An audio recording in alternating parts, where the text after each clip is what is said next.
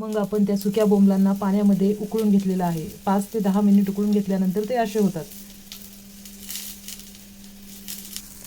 सुक्या बोंबलाची चविष्ट भाजी बनवण्यासाठी आपण आता कांदा आणि खोबरं तव्यावरती भाजून घेतोय.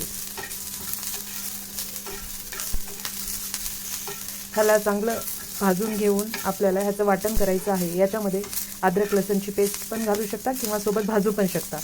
माझ्याकडे पेस्ट बनवलेली आहे तर मी ती टाकेल फोडणीमध्ये. कांदा चांगला भाजून घ्यायचा आहे.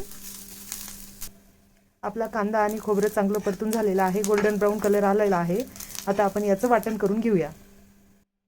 आपण थोडासा मसाला वाटलेला आहे. त्याच्यामध्ये आपण उकळून घेतलेले थोडेसे बोंबील टाकू शकतो, जेणेकरून मसाल्याची टेस्ट वाढेल आणि बोंबीलची भाजी अजून चवदार होईल. 4 ते 5 बोंबील मी टाकलेत. अजून थोडासा मसाला वाटून घेते.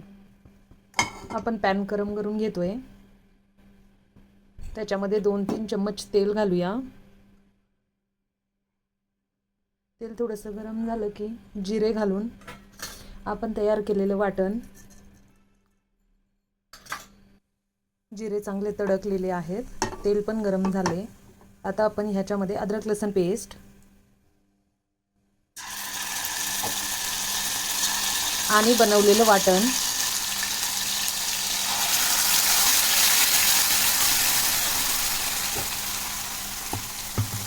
घालून घेतलेलं आहे. आता ह्याला चांगलं परतून घ्यायचं.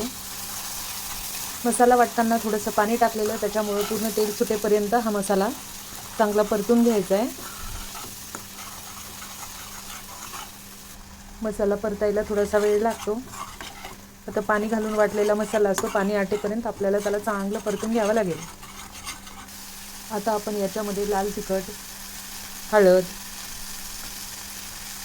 आपल्या टेस्टप्रमाणे लाल तिखट आणि जो महाराष्ट्रामध्ये घरी बनवलेला असतो तो गरम मसाला 1 चमचा. माझा मसाला खूप तिखट आहे म्हणून मी थोडासा टाकते आहे. तुमचा तिखट नसेल तर तुम्ही जास्त टाकू शकता. आता तेलामध्ये तेल सुटलेलं होतं मसाल्याला, त्याच्यासोबत आपण हे चांगले मसाले टाकलेले परतून घेऊ. तुमच्याकडे जो मसाला असेल तो तुम्ही वापरू शकता. आता मीठ घालून घेऊया ह्याच्यामध्ये. चवीनुसार मीठ वापरा तुम्ही. ऑलरेडी ते सुके बोंबील थोडेसे खारट असतात, त्याच्यामुळे मीठ टाकताना थोडंसं जपून टाका.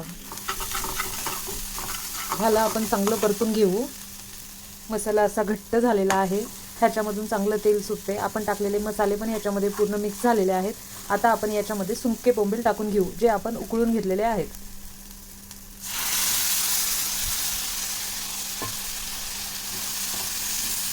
आता ह्याला चांगलं मिक्स करून घ्यायचं आहे.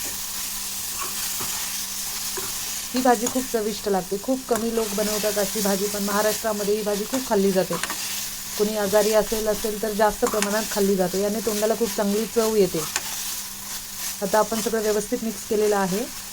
याला थोडंसं 5 मिनिट झाकून ठेवायचं. 5 मिनिटांनी आपण उघडून पाहू. ह्याला मस्त वाफ आलेली आहे.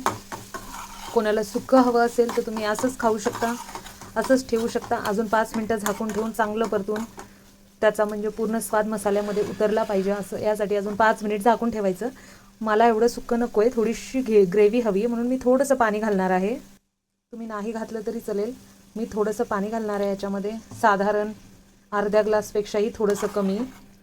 आणि याला अजून 5 मिनिट असं शिजून देणार आहे.